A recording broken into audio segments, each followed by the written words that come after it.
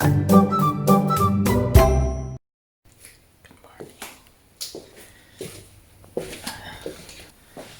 is the first day na back to normal ang working for.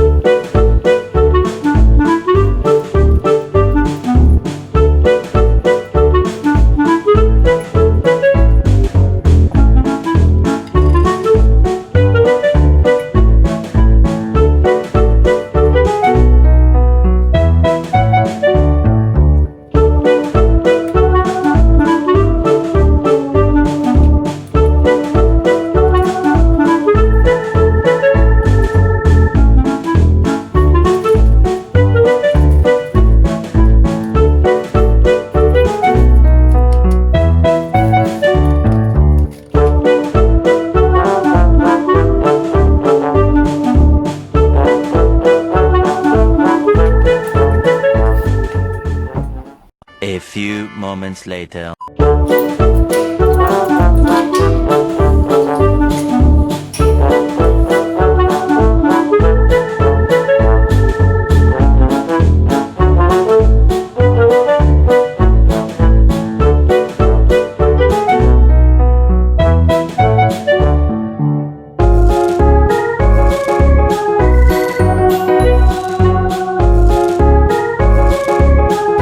Padong mata sa trabahoan.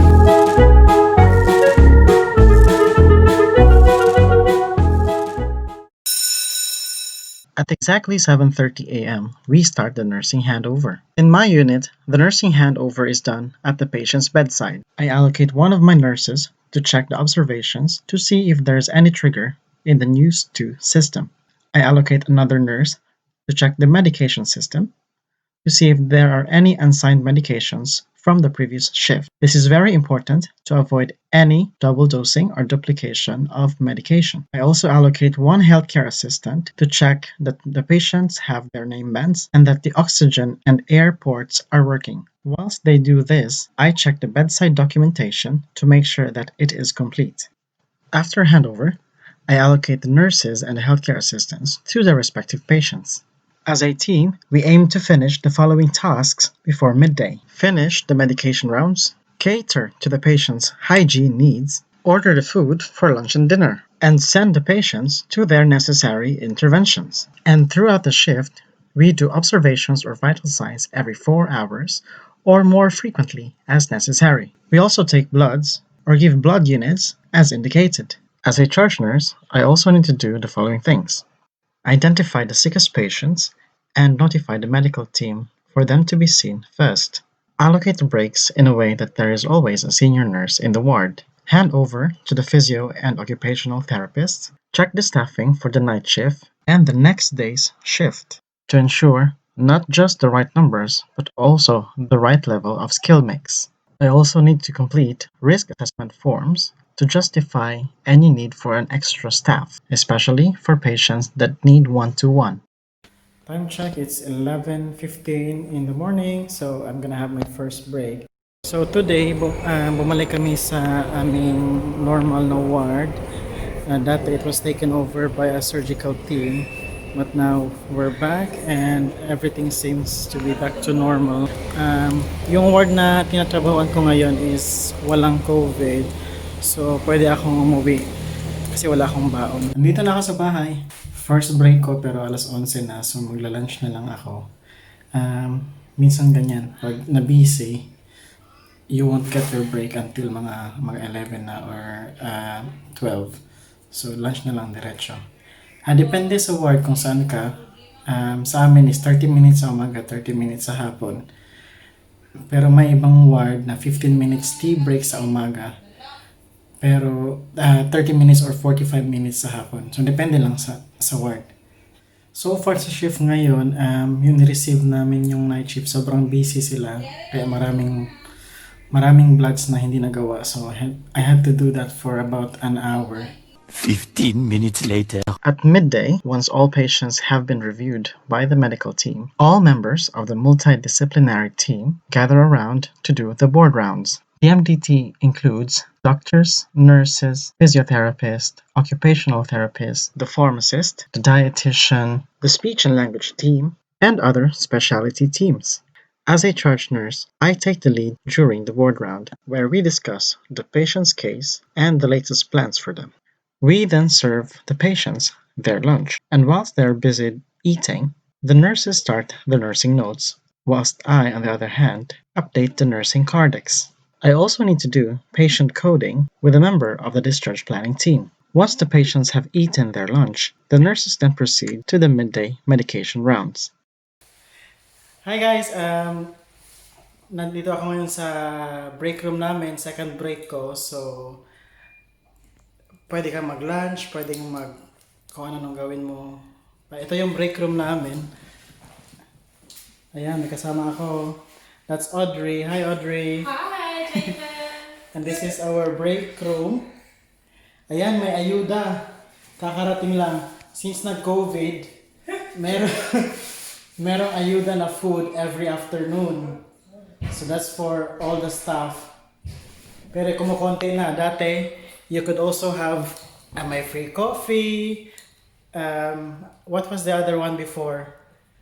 Now it's only food, isn't it, Audrey? Food, yeah. Before we had like candies, we had drinks, Yeah. junk Goodie food, bags. yeah, goodie bags with toothpaste, toothbrush. Eh ngayon na yung COVID is wala na, and I'm working in a green ward which is walang COVID. Ito na lang, food na lang. I think next week wala na yan. Okay. So for those of you who's wondering how I started, so I came here in 2015. I was part of the overseas nursing program. So what that means is mag-aaral ka for 3 months. So you're working in the ward as band 3. So para kang healthcare assistant.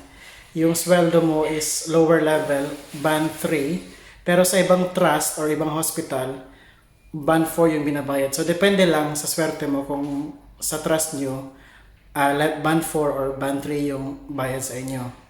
So after 3 months na pag-aaral, so that's 1 university day per week, and then the rest of the week is magtrabaho ka sa ward. So after doing that for 3 months, apply ka sa NMC, and then ayun, pwede ka nang, you're considered as qualified nurse. So you will be upgraded to band 5.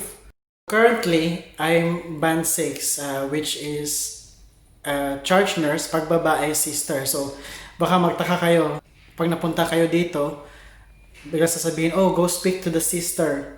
Wala pong mga madre dito. Yun din yung nasa isip ko yung, nung first akong dumating, tapos sabi nila, oh, this is the sister of the ward. Sa isip ko, oh, may mga madre din pala, parang perpetual succor.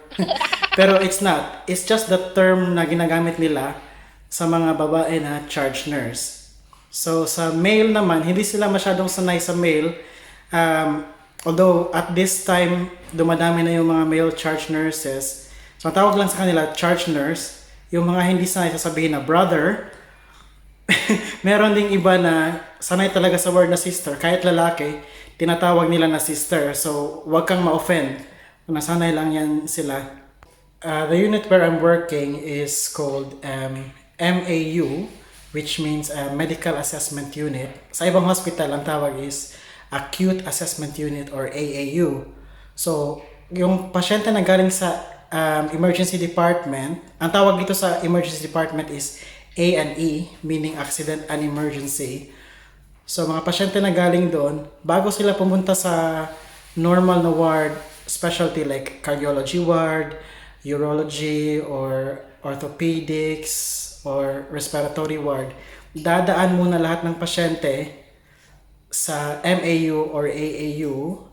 Diyan namin isa-stabilize. So what we do, pagdating ng pasyente sa amin, lahat ng plano na nilagay ng doctor or ng consultant, kailangan namin gawin. So like, pagkuha ng bloods, pagkuha ng cannula, swab for infectious disease like MRSA, at this time, COVID as well.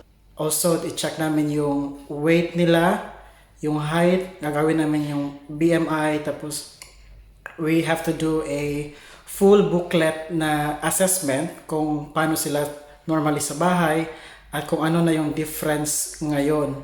Like ngayon, dati nakakalakad sila pero ngayon hindi na. So, kailangan silang makita ng physiotherapist or magaling sila kumain dati pero ngayon, ano na, parang every other day hindi kumakain. So, kailangan i-refer sa dietitian or sa nutritionist.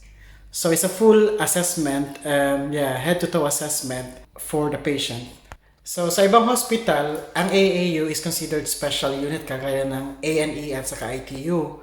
So, usually paid higher, pero it happened lang na sa hospital na ito, kung saan ako ngayon, it's not.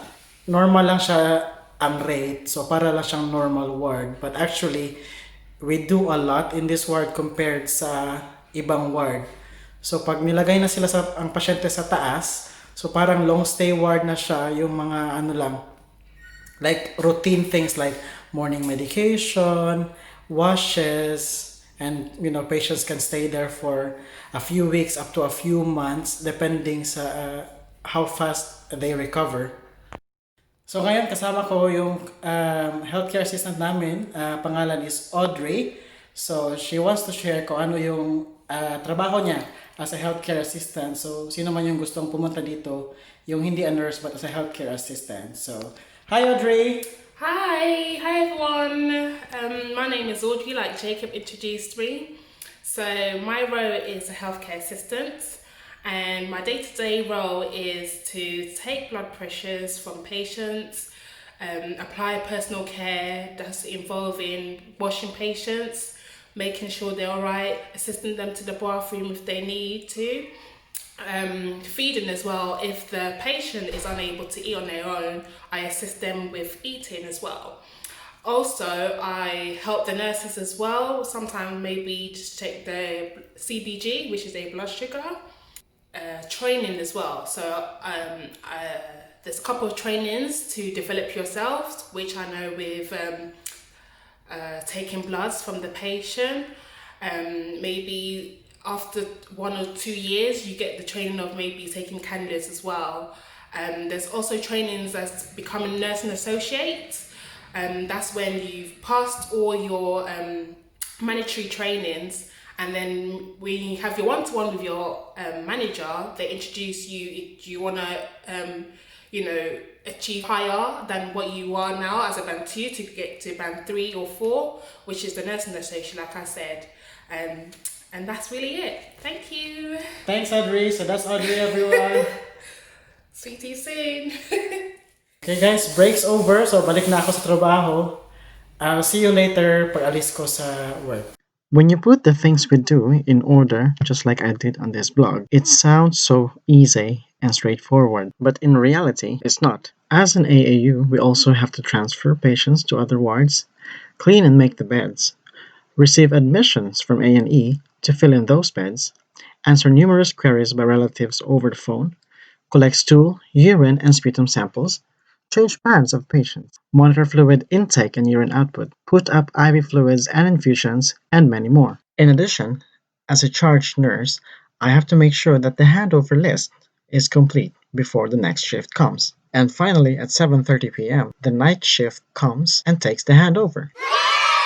Okay guys, tapos na akong magtrabaho. So, uuwi na ako. Hi Eva! Tingnan mo, ang ganda. Time check, it's 8:30 p.m. So, kakalabas ko lang. Medyo na-delay. Instead of 8 o'clock, dapat nakalabas na ako. Na-delay kasi we had admission. So, yung handover, kailangan pang i-update. So, I'm going home and then this, so my colleagues. How was your day? It was good. It was good. Not bad. I You're enjoyed just the sun. starting. I'm just isn't it? starting. So we'll see how their shift goes. Bye everyone. See you. Please like, subscribe and share to Jake UKRN.